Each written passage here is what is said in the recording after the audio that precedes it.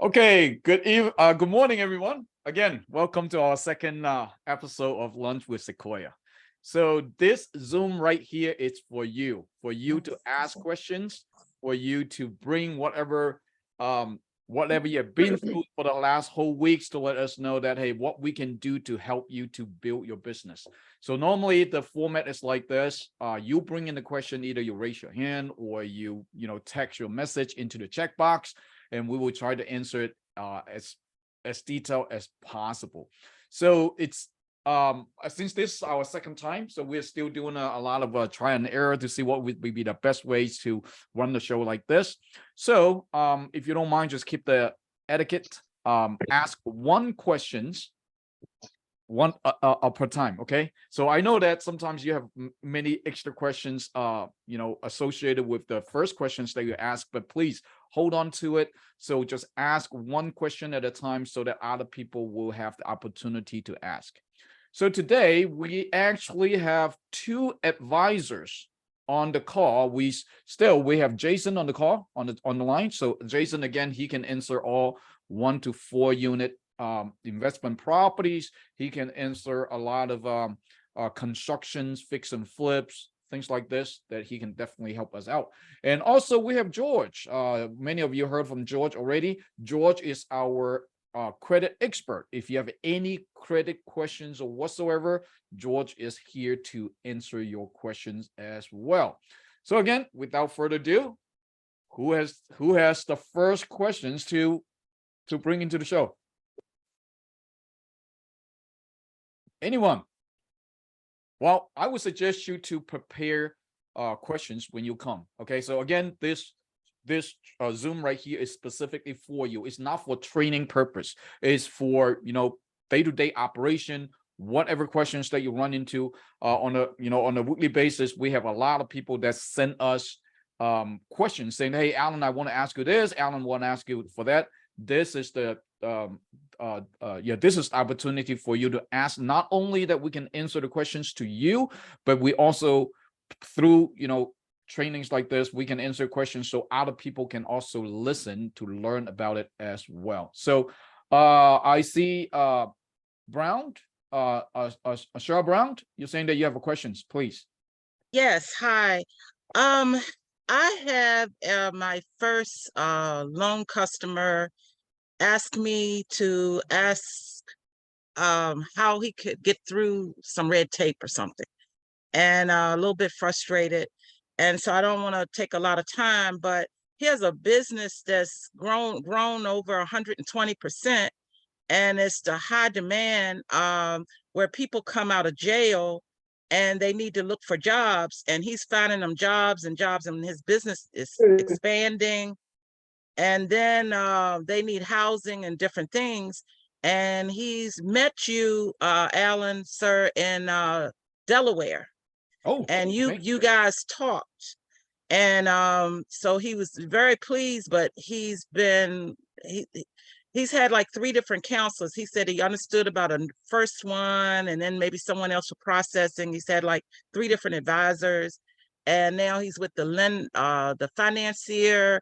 And it's like they keep asking for different things, and I don't want to belabor this. So he asked me a couple days ago, is there any way that we can move forward? He said, my company is growing. I'm staying on top of this. He's a small business, and he's just got such a bright future. And he just said, I just need to get this thing. I can't keep going through a bunch of stuff and changing people and all. So I want to talk with someone to work something out to see if I can help him with that.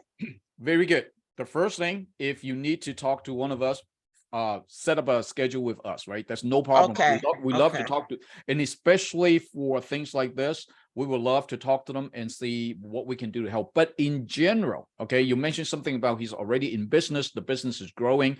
So it looks like he's looking for funding to expand the business. So in that case, this is called working capital. Now, I would assume that he's not purchasing any equipment or whatsoever. So he just needs to look for fundings to expand the business, whether to lease a bigger place or need the funding to hire more staff, things like this. So this is definitely working capital. Now, working capital, it's a there's no collateral for working capital. There's no real estate in whatsoever. So this type of loan is very detailed. So when he submit a scenario form to us, I'm sure that our team is going to ask for the following things. Number one, we need to see at least 2 years of tax return, business tax return. We need to see profit and loss statement, namely 2022 and 2023 year-to-date profit and loss statement. We need to see the business's balance sheet. We need to see the business's 6 months of bank statement to show the sort of deposit. So those are the, we also need to see the debt schedule. Does the company have any other loans or whatsoever? So once we have all those information, then we can do an evaluation to see how much money that they can qualify for. Okay. So now without those documentations, unfortunately, we cannot move forward. We will have to keep asking and asking and asking until they provide us all the documentations that we ask for before we can move forward. Why? It's just because, again, that is the lender's requirement. We work with so many lenders that can provide working capital like this, but unfortunately, they are not willing to move forward until they have a full package. They just don't want to waste time. Well, those things were provided, but he said that after all of that went in and he was thinking that the determination would be made, he has a small partner involved. Then they started asking for the personal stuff on not only him, but on the partner too. And the partner is not really trying to get all of this. It's that part, and that wasn't told to him at the beginning, and his personal taxes or whatever. So he didn't know it's like an add-on. And from his viewpoint, it's like an added on thing that he didn't know he had to do. And then I don't know. So okay, let me answer that, right? So yes, once we have, I remember I said it's the initial package, right? So based on the information that they sent to us, we ask for the initial package. We try not to ask for more than is necessary, because again, totally understand the client, business owners, they got frustrated if you ask them for too much information. So we ask for the basic information and hoping that, hey, with the basic information, if the lender's okay, then we do not need to ask for more. But however, if the lender needs more information, in this case, the lender will ask us. For example, in this particular case, you're absolutely right. If he submitted initial package to the lender and now the lender feels more comfortable to see the partner's information, now they will ask for it. So again, this type of loan is not like a real estate loan that is pretty straightforward, because now I can even tell you, if this client owns other businesses, now most likely the lender will come back saying, hey, if you own 2 other businesses, I want to see the other 2 businesses financial also, because again, working capital is mainly global financial, meaning that the lender need to see globally this client, what does he have? If he have like 3 other businesses, they want to see all 3 other businesses and make sure that they are doing well before they will fund this one. So the logic behind it is that, assuming, let's say the client has 3 businesses, A, B, and C. A and B are doing good, C is not doing good. So now the lender, what the lender afraid of is that they will give the money to A, the business A, and he used the money from A and put it into the hole for business C. Does it make sense? So now you can see, if you add another business partner to it, that adds to the complexity of the deal. So again, please ask your clients to bear with us. We do not want to ask for more than necessary, but unfortunately, when we deal with lenders, lender will keep coming back to ask for more until they feel comfortable to either provide a term sheet or commitment or funding, whatever that might be. So we are in the middle to helping the clients to get the funding that they need. Totally understand that they're frustrated. Totally understand that they want to, one time, just provide the documentation one time and get this thing done over with. But unfortunately, in the reality, in the real world, it doesn't work that way. Okay. So I'm sure that Jason can talk to you more about this. Now, Jason is on the 1 to 4 unit real estate, fix and flip, that type of deals. But same thing. I mean, doing the underwriting, I'm sure that they will ask for more documentations to make sure that they feel comfortable. So just remember, the money is from the lender, and they have all the right to ask for all kind of documentations to make sure that this loan is a legitimate loan, or it's a loan that they can eventually sell to a secondary market. Okay. So Can I make an appointment? Can we make an appointment? Just contact the office or what? Yes. So you make an appointment, just send an email to support saying, hey, I want to make an appointment with Alan. Then they will send you a calendar and you can set an appointment with us. Okay. Thank you. Okay, great. I do see Donald. Donald, please. Thank you once again. A wonderful opportunity to learn. I'm aware you said that we're not looking for customers, we're looking to partner with other companies such as attorneys and real estate people, as well as bankers. What is the strategy or the enticement for bankers to do business or partner with us? Okay, very good. You asked two questions right here. So let me answer that one at a time. I'm sorry. No, that is fine. Perfect. I like that. So first of all, in commercial lending, unlike any other businesses, okay, now for any other business, everybody's out there looking for customers, right? We all know that. It's just the nature of the other businesses. It's just because that's the nature. But in commercial lending, it's a little bit different, because I say this thing all the time. Commercial lending, it is a closed door business. A lot of people have no idea where to find funding like this. So now, when I started it, I asked myself these questions. What would be easier for me to get the clients or to get a deal closed? What would be easier for me? Number one, do I constantly go out there to look for clients, which I can, or do I go out there to look for professionals who already have clients, can consistently send me deals? Let's talk about this too. If you go out there to look for client, Donald, let's say you do have a client that comes in, and let's say it's a fix and flip or whatever that might be. And after you do that deal for that client, most likely that client would not come back anymore. Just again, that's just the nature. You constantly need to go out there to look for the next client. Am I correct saying that? Right? You constantly look for the next client. However, if I look for a partner who has the client, who has the resources of those clients, now he can keep sending me clients without me looking for it. Let's fall back to the item number one. Let's say you do look for a client out on the internet, on the street, advertisement, whatever that might be, and John Doe make a call to you. And after you explain to John Doe all these different things, what is the likelihood for John Doe to do business with you? The chance is approximately 20%. Just because John Doe does not know you, right? And John Doe, after John Doe call you, and John Doe can call so many different other people to try to, to get the best deal out of everybody. So again, you spend a lot of time talk to all these clients, and the success rate is every 10 clients that you talk to, if you can close one deal, you are very good. The other 9, either the deal is not workable, or they are not serious with you, or they are just here to looking for information.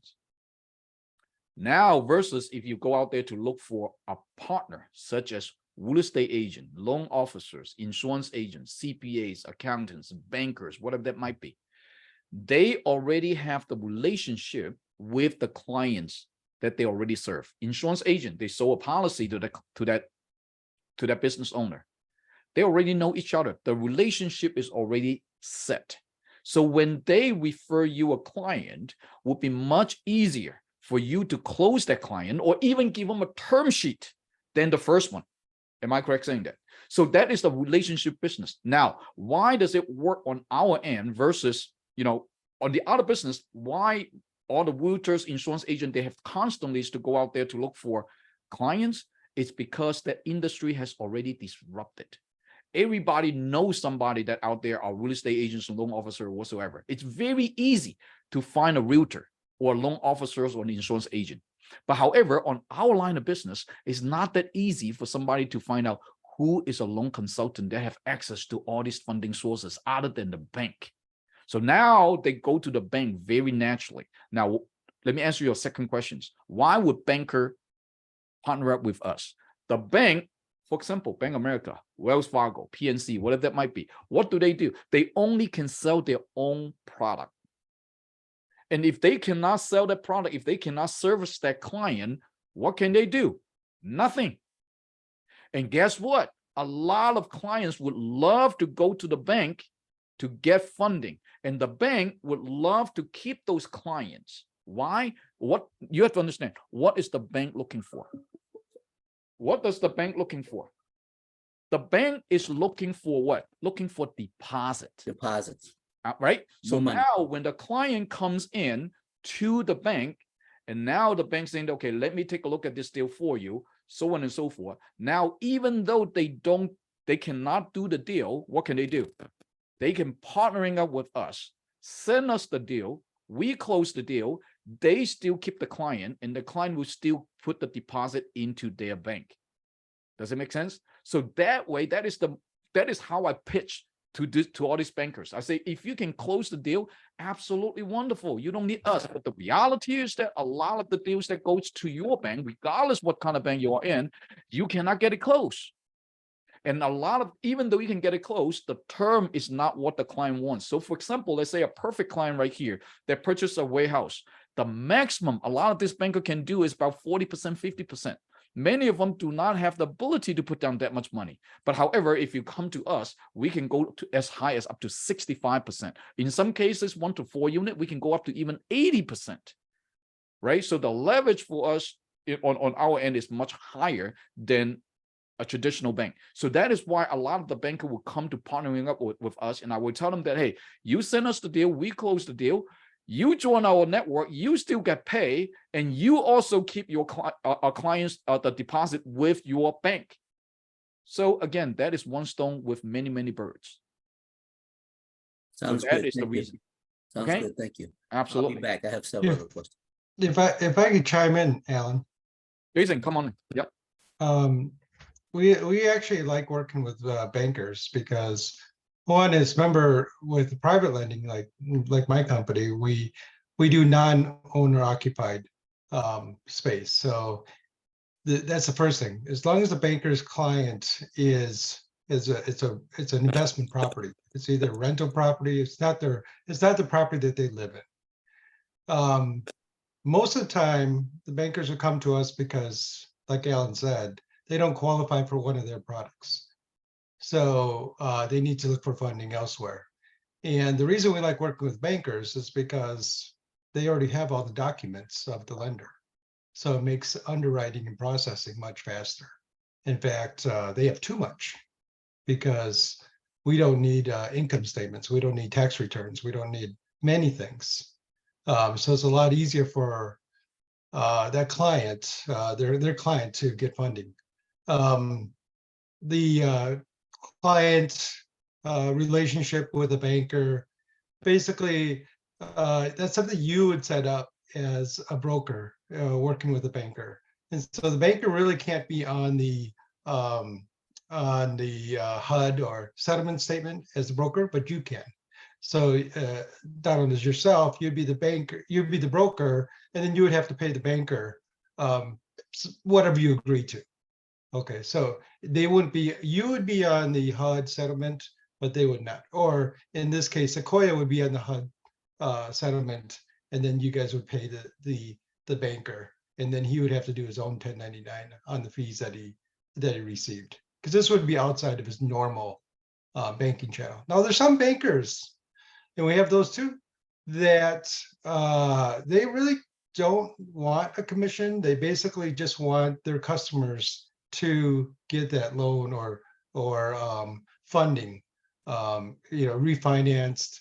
There's a lot of refinances right now. There's a lot of people that don't qualify for 30-year permanent rates or loans on their investment properties. So they'll put into a bridge. And the reason they put into a bridge is just it's a passive time, like 1 or 2 year to wait until rates go down or to increase their credit profile so they can qualify. So there's many reasons why they would come to us, and eventually we'll go back to the bank or some other institutional loan, Freddie or Fannie, to on their property, but it might be a couple of years down the road. So we go hand in hand. What I would do with, if I was in your shoes and marketing to bankers, I would just tell them, hey, we have access to private monies for investment properties. So anytime it's non-owner occupied and you have some clients that are looking for funding, just keep me in mind. And you'll be surprised how many will call you. And they'll say, hey, can you do this situation? I have this, I have that. So it's a very like you're going in there, you're not competing against them. It's a totally different market. They're usually, doing commercial properties and owner occupied. They're not doing investment properties as much. So you go hand in hand with them. Absolutely. Okay, great.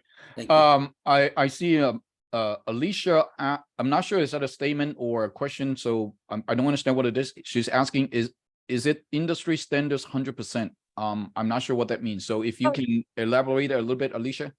Oh, no, I'm sorry. Good afternoon, everyone.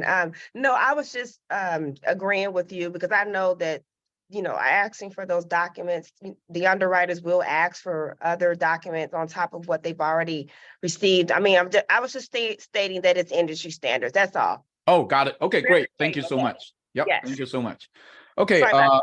Yep, no problem. Hey, thank you so much for joining me. Hey, this is what this particular Zoom is all about. I want interactions, okay, not just us talking. And please feel free to jump in with your comments, suggestion, whatever, so we can all learn from each other, right?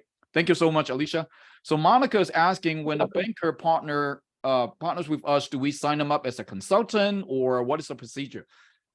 If I were you, yes, sign them up as a consultant, because again, you don't want to do their deals. They can actually bring in the deals, they can do their own deals, and they can actually get commission out of it, right? And many of these bankers, they might not want you to know their clients' information, but they also want to have an access to alternative funding. So sign them up and have them to be part of our platform. But now also there are other bankers that they do have their concern because of whatever policy that their company would have. In that case, then they can refer the deal to you and you can close the deal.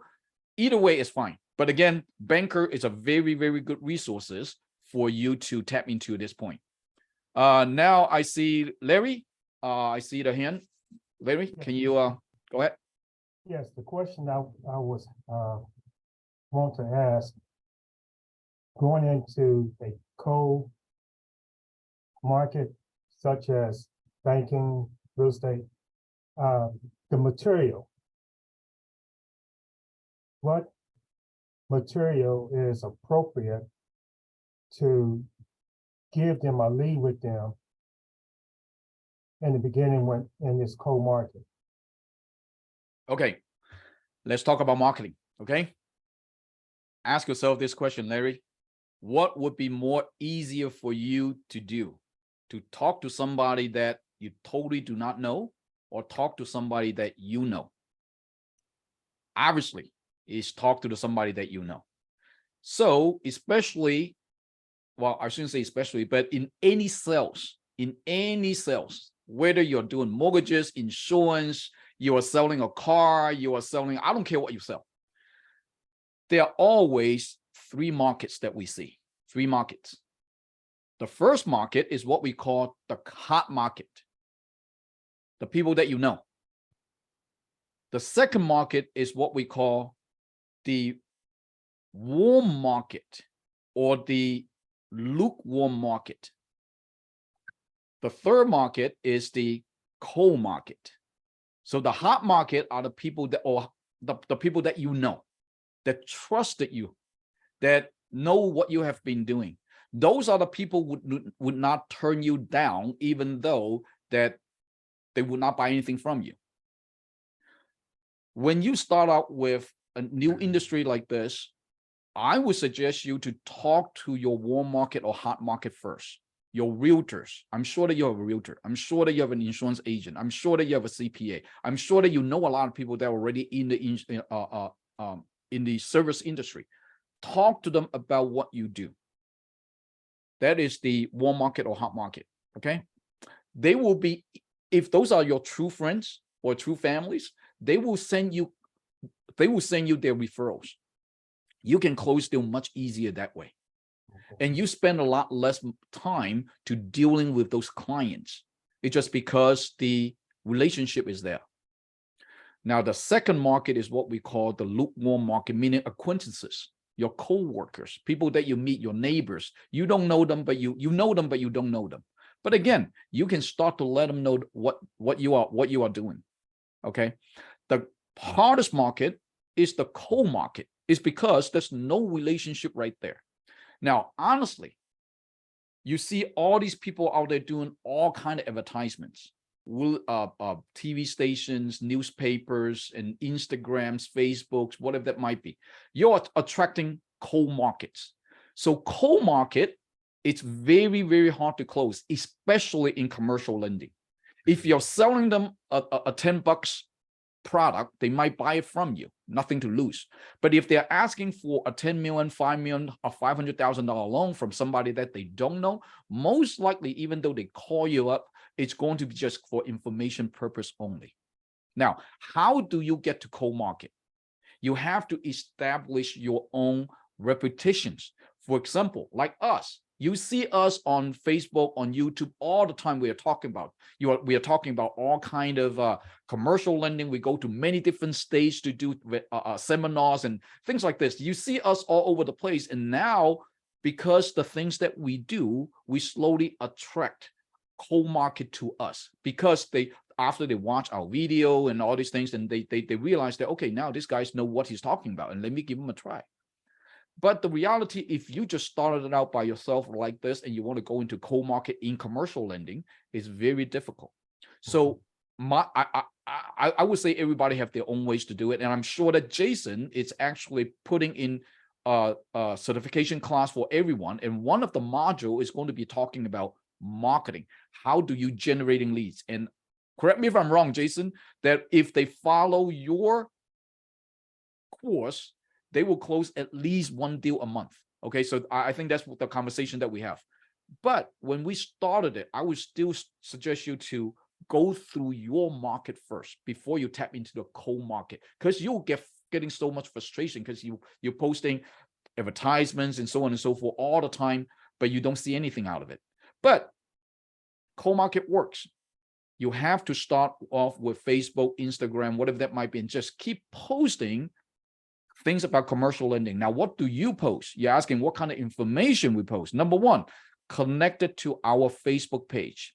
And we post a lot of stuff on our Facebook, the deals that we close, the market, news, the news on the market, so on and so forth. So all you have to do is just to repost what we post to your Facebook, and you will receive some sort of questions or whatsoever. And when they receive it, when they responded to you, the most important thing is for you to not answer their questions. Send them your website. Let them know that, hey, if you have a deal, plug into this website, send us a scenario, because there will be many cases that there will be a lot of people calling you, a lot of people sending you emails and messages and asking you, hey, can I do this? Can I do that? What if this? What if that?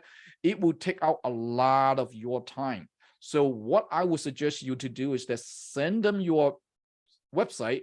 If they're serious to get a loan from you, ask them to fill our scenario so that we know exactly what he's trying to do, so that we, the advisors, myself, Jason, or George, or whoever that might be, can contact them to talk to them in detail about what they do, instead of just answering questions in general and then all of a sudden they disappear and never come back to you.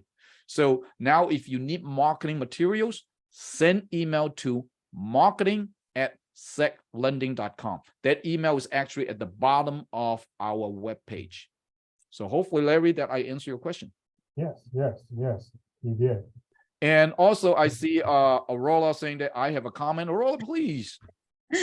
Hi, everybody. Nice to see everyone. This is great. Thank you, Alan, for these afternoons with everyone. Lou and I had joined the chamber, the county chamber, back in, I guess it was March, for Sequoia. And we have made so many very good contacts. It took a few months. We have one deal in because of the contacts we made there. And the other thing was a bank reached out to us. Actually, what Sturdy Bank here in Cape May County, which is a 100-year-old bank, very, very established here in the area. And the vice president of commercial lending reached out to us to invite us to lunch because they wanted to talk to us. And that was exactly what they wanted to talk to us about. But they have, you know, limitations on what they can offer their depositors, and they don't want to lose them. Exactly what you talk about all the time is what they were talking to us about, and that they wanted to partner with Lou and I to be able to close some of these deals. So we're really excited about that. Yeah, and Ellen, invaluable information in terms of being able to give us exactly what we need to have the conversation. There's two things that happen here. We're going after people who know people. You know, we can make a presentation in front of one person, or we can make a presentation to somebody who's got the influence. The book of business, like we all in insurance and, you know, real estate, you know, we call lawyers all have a book of business of clients, right? Where we can go to. The cool thing about this is we spoke with them and we made some short little presentations, 18, 20 second presentations At the chamber. as we stand up and introduce ourselves. So we know how incredible the bankers are here and what they've done to build this community. But we also know right now, it is very challenging for you to make the kind of loans on the commercial side that you would want to make. And we also know keeping your depositors happy means fixing issues, solving problems, providing the growth, because everybody wants to provide something that's going to help other people live to their fullest potential. And money is that, you know, a long time ago we heard, money is like oxygen. When you need it, right? So the thing that happens when the bankers, and these are two higher group of commercial lenders who are the seniors there, calling us specifically, as Aurora said, to say, we need to get together. We need to partner with you. So they must know about the Alan Wu playbook, brother. The other thing we did also too, if you belong to a chamber, the chamber will send out an email blast for you. Exactly. So, announcing you know, what you do. We did a small email, like a presentation, couple of paragraphs, and sent it to the chamber. They put it into, believe it or not, chat GPT. Yeah, the AI works in this kind of situation. Use the AI, people. It's really cool. But anyway, they shortened it a little bit. They sent out the blast and email to every person on their list. And that's how we get it. And that's how we got the call, because you said to us, oh, I meant to get in touch with you. And then I saw the email blast and it reminded me to set up a luncheon with you. So use what you have to get to the people. Join your chambers, your BNI, you know, whatever it is called in your area. Just get with the professional people who are professionals. Yeah, business people. And that's where they are. And that's where all the people, exactly. So hope that helps. What it's worth. Fantastic. Oh, I definitely need to schedule another call with you so that you can come online to do a training for the rest of the team on how you do the marketing. Okay. Absolutely. Okay, I see Anne. Raise your hand, Anne. You need to unmute yourself, Anne. Hi, everyone. Hello. I have a question about the working capital, which I have recently case with you. I know that working capital, we don't have to require for the collateral, but how about my client? So it does require the collateral. So is that required for every working capital or depends on what case? Okay, so let's talk about working capital first, okay? Working capital is for a business, established business. Most likely it's brick and mortar business, things like that, to looking for funding to expand their business or use the funding for their day-to-day operation, whatever that might be. Now, in general, there's no collaterals for this type of loans? Well, I shouldn't say no collateral.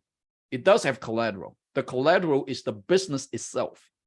So that is why the lender would like to see the business's financials, 2 years of tax return, balance sheet, debt schedule, profit and loss statement, so on and so forth, to determine what can they qualify for. So let's say, for example, after they review all these documentations and they are qualified for $100,000 working capital, but the client saying that, hey, 100,000 is not enough for me. I need $150,000 capital. So in that case, now the lender might ask for other collaterals to increase the loan amount. Could be they put a lien on your primary residence or your investment properties, or they might ask you to purchase an insurance policy to insure all the business owner and the lender. There are so many different ways for them to structure a deal to give you that money. But ideally, they do not want to, if they don't want to take your collateral, they don't want to take it. But if they need to make it work, yes, in some cases that they do need to ask for some sort of collateral. And that also brings up a very good point. And it really depending on what the client, what the loan amount the client is looking for. So for example, let's say the client is looking for, I see a lot of people looking for $50,000, $70,000 working capital. The reality for $50,000, $70,000 or anything that below $100,000, it's very difficult to get a long-term loan for their business. So if they want a long-term loan, the best things to do is to get them, if they have real estate and we can cash out from the real estate. So for example, let's say if they have investment properties, we can definitely cash out from the investment property to give them that money. Now, if their property, now guys, I'm announcing a new program right here, okay? If the property is in California, only in California and Colorado, in only these two states, California and Colorado right now, we can give them a business line of credit based on their real estate. So for example, if the property is in California and the value of the property is $900,000, they live in the property as primary, and let's say they have a loan of $400,000 and the value is at $900,000, we can give them $200,000-$300,000 line of credit based on that property as long as they have a business. Okay, so there are many ways to do it, but now I'm going to talk about that new product when we are officially launched in August. So hopefully I answered the question, Ann. Yes. Okay, Thank very good. you. Very good. So I see another questions right here from David. David saying that gap funding, is it based on client's personal or business credit? Personal credit. Okay, personal credit. Gap funding is a personal loan. We don't care about you have business or not. Now, however, for gap funding, if that person is a W-2, you need to have credit score 660 and above. If that person applying for gap funding, it's a contractor or 1099, put it this way, or 1099, you need to have credit score 700 and above. That is listed on your on our website. Go to website product under gap funding, click on it, and you see the updated information right there. Okay, so that it's David. So I see Aurora. I see your hand, please. Good afternoon, everyone. I'm still working on the Mommy Moments daycare center. I heard from the accountant today. He's getting all the information together and we're going to submit it as a package. I think what they want to know is when a decision can be made, because Trust Bank is also going after this particular loan. And as you said, the bank wants the deposit, but the bank has been actually the one that has been going through all these changes with this particular person. But I really want them to come to Sequoia Lending. So give us a document, right? So without a document, there's nothing we can do about this. Right. And we have many lenders that can do something like this. And we have very good relationship with all these lenders, just like Jason. I mean, if I need him, I call him at midnight. I say, Jason, help me to get this thing done. And he will get it done for us. And we have that kind of relationship. in broker. And that is very important for you to share with your client. Ask them, if you work for the bank, who can you call after 5 p.m.? Right. They can't. They can't Nobody. call in. Who can you call at Saturday and Sunday? That's true. Because Nobody. you've called me on Sunday. Absolutely. A broker is totally different. We That's true. not sleep. We work for our client. But in the bank wants the deposit. Honestly, they just want a deposit. The deal can go through or not. It doesn't really matter. But why? Because whoever's working on that deal, that person is getting a salary. Gotcha. But in a broker, it's totally different. We don't get no salary. We don't close that deal. We're hungry. We need to go out there and fight for it. So regardless what it is, we and the client is on the same boat. And that is the relationship we have with the client as a broker versus a bank and the broker. So it's not just about, oh, the bank can do it or not. It's the relationship. You can call me in 7 o'clock at night, 10 o'clock at night, midnight. If I don't sleep, I pick up the phone or I text you back. And same thing with all these lenders. That's true. All right. Okay, well, you're supposed to have all the information to me today in one email, and I'm going to send it to you. Info at, and then hopefully you can tell us something by Monday or Tuesday. Oh, send it to us and we will do our best. Okay. Okay, thank you. Yep. I see Monica. Yes, Monica. Hello, Alan. So this is in reference to the information that I sent you about the farm. Yes. I know you said give me a call, but hey, this is a good opportunity to discuss that. Very good. I'm glad that you brought it up. Yes. So I'm excited about this one. Hopefully, I can get that deal. And actually that deal is coming from another commercial broker where they cannot get it funded for whatever reason. And we have not spoke in detail. But with that, is that something that we can actually fund? Okay. Short answer, yes. Long answer, depend, right? So let's talk about farm. Since you have not yet talked to them about in detail, then I'm going to talk to you about farm so that you know how to talk to your client. Okay. Awesome. Farm, it's totally different than other land that to use it for build. So the first thing that you need to ask your client is that, do they own any business that they grow anything on the farm? Vegetables? Do they grow any livestock? What do they do with this farm? How long have they been operating the business? Now, let's say if they grow vegetables or some kind of crops, who do they sell it to? Do they sell it to, big company like Giants or local markets? Who are their clients, right? So basically, that's the first thing that you need to ask them. Now, obviously, the next thing that you need to ask them is the financials. What is your 2 years tax return looks like? Profit and loss statements, so on and so forth. Okay. The next thing is very important. You need to ask them, on that farm, are there any structures on the farm that you use it to process the products? So let's say you do livestock or crops or whatever that might be. Now, after you harvest them, do you have a processing center that you process it, package it, and send it out? So that is very, very important to find out if they have a structure on that farm. Okay. Now, right. And of course, then you need to ask them, do they have any equipment like bulldozers and anything, the heavy equipments that that they use to operate a farm? So those are the things that we need. And of course, last but not least, right? So how much they need, what kind of funding that they need, what do they need the funding for? Is it use the funding to purchase more equipment, or is it use the funding to develop more land, whatever that might be? So always ask them how much you need, what is the funding for, right? So in a nutshell, those are at least the initial data that we need to collect to find out what does he need to do with that, what kind of funding is she looking for that farm? Because I know that right now it's an owner finance, so it's the property is still in the previous owner's name, and so they're making payments, so they want to do a cash refi. Okay, so that's fine. I mean, we can definitely look into something like this. So again, is that 100% financing, or is that still loan to value? Yes, there's no such thing as 100% financing in commercial, right?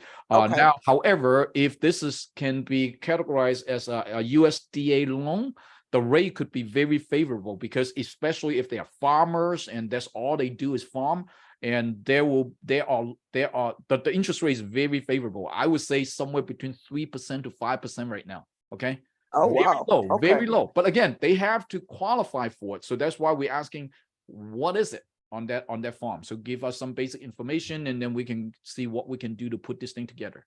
Is there any type of scenario form that they need to go look Land. at, or I just need to reach back out? Land. Got it. Land. Okay. Yep. Okay. Thank you. All right, Monica, let's lock this one in. Okay. You're right.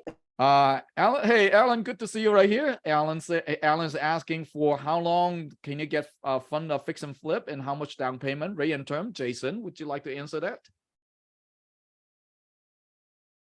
Jason, are you still there?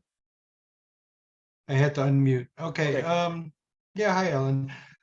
This is I always tell people that we can fund the fix and flip, fairly quickly. I would say within 3 to 5 days after we get the appraisal back. Usually the length of time that it takes to get the appraisal ordered and returned. During that time, we do the processing and underwriting. So it kind of matches up by the time we get the appraisal back. All appraisal does is just give us kind of a guidance on our assumptions lining up with how our loan is structured. So as long as the appraisal is near our assumptions, and then we go ahead and get the final docs, commitment papers, and settlement statement, et cetera, and we'll work with the title company. Once funding's in place, it takes a couple days, maybe 2 days, for all the wires to be transferred back and forth. But so fastest, I would say 2 weeks. Typically 1 month on a fix and flip. It's most of the time it's the borrower. The borrower has to get us their construction budget, fill out the basic things that we need for processing, which is a list of about 7 to 8 things. And as long as they're on top of that, then a seasoned fix and flipper would have no problem flipping, getting a loan done quickly. Now, in some cases, they might have the appraisal ready and they might have went to a different lender, but they got turned down or something happened, and they happen to have the appraisal already completed within the last 30, 60 days.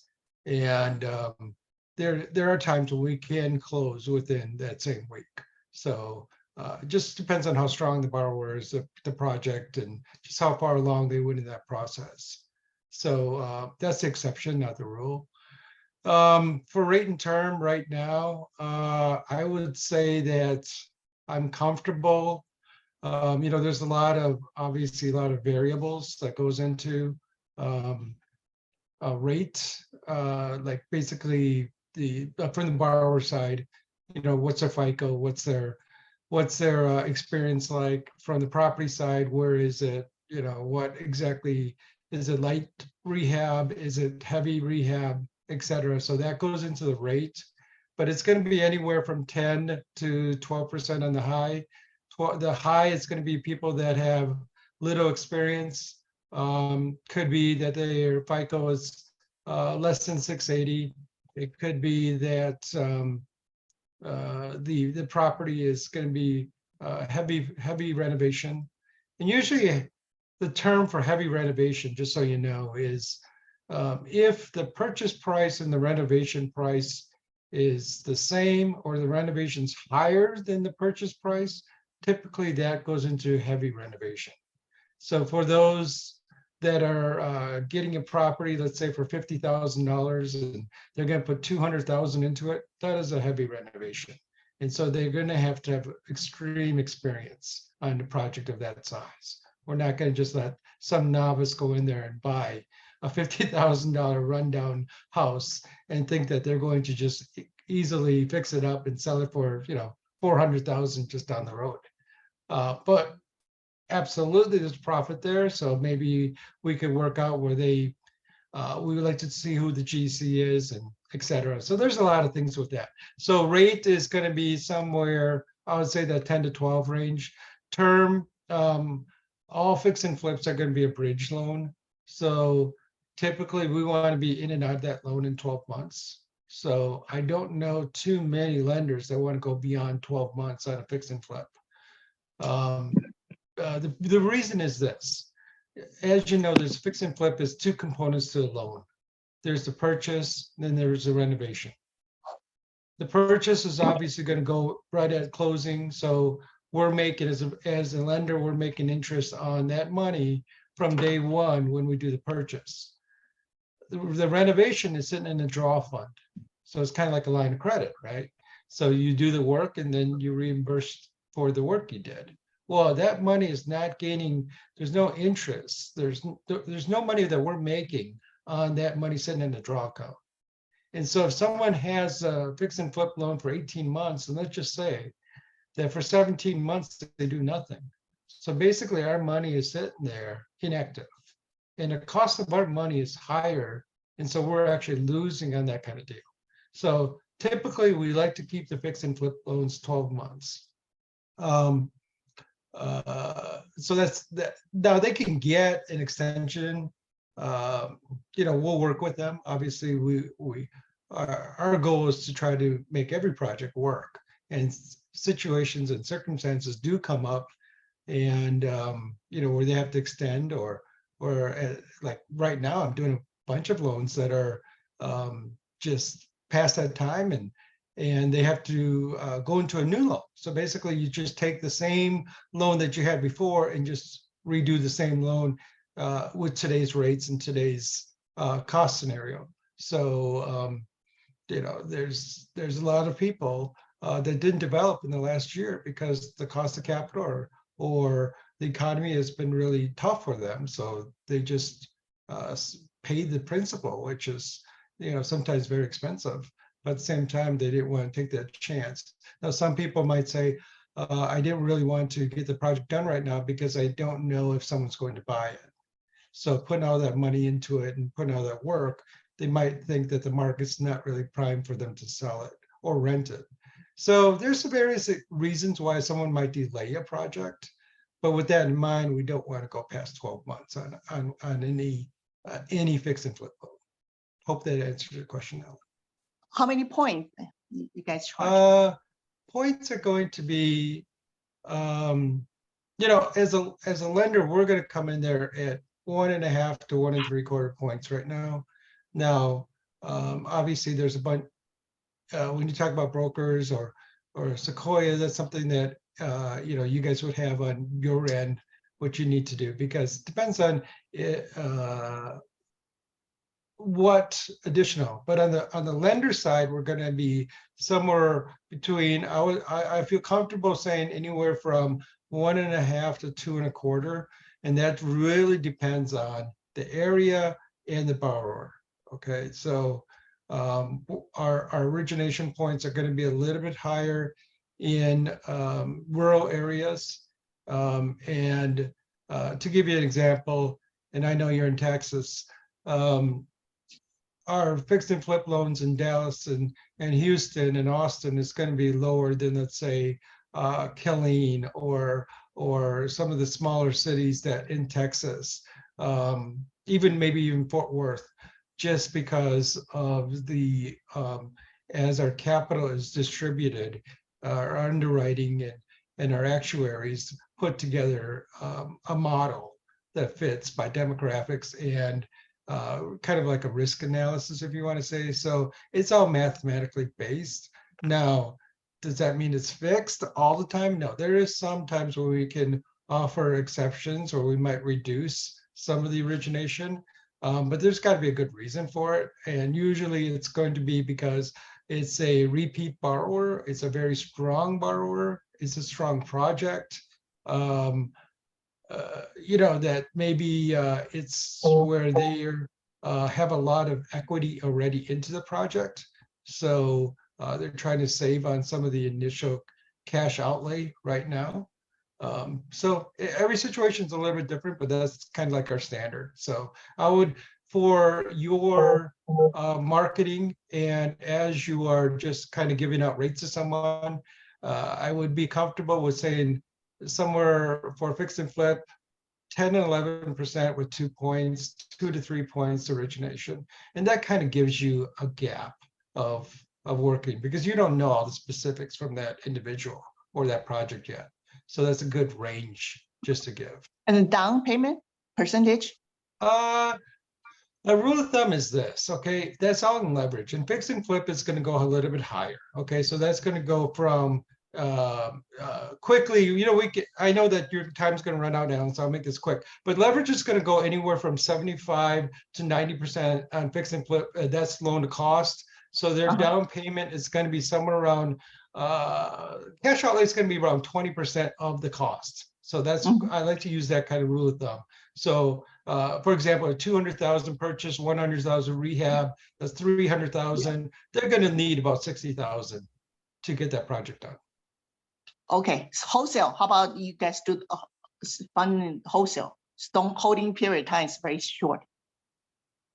Yeah, I've done auction, I've done different things. That's just a circumstance we would have to look at. It's just a borrower's strength and how many times they've done it. Regarding you say order the appraisal, sometimes we don't know how. Alan, Okay. let's discuss this thing offline, because we have 3 more minutes, 1 more Okay, questions to I'm go. sorry. We do have a hot stop at 11. Okay, so right. Brittany is asking for, hey, if the client has an operating restaurant now and has a plan to move to a better location, what kind of funding can he get if he needed? That is working capital, absolutely. So we love projects like this. We love client that's already in business and they want to expand and get into a better location. Okay, so submit a working capital.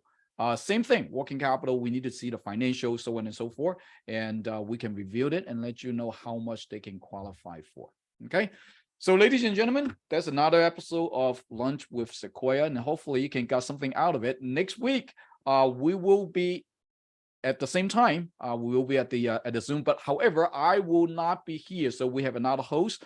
The reason being is that I will be in somewhere in Europe next week and with the family. So got to spend time with the kids. Okay. So anyway, if you have any questions or whatsoever, feel free to reach out to us. You know how to get to know us, and we will do our best to help you out. The most important thing is utilize this information, go out there and profit from it. Okay, guys? So until then, I see you next time. Good day. Thank you. Bye. Have a great Thanks, everyone. vacation. Bye-bye. Thanks, Jason. Bye-bye.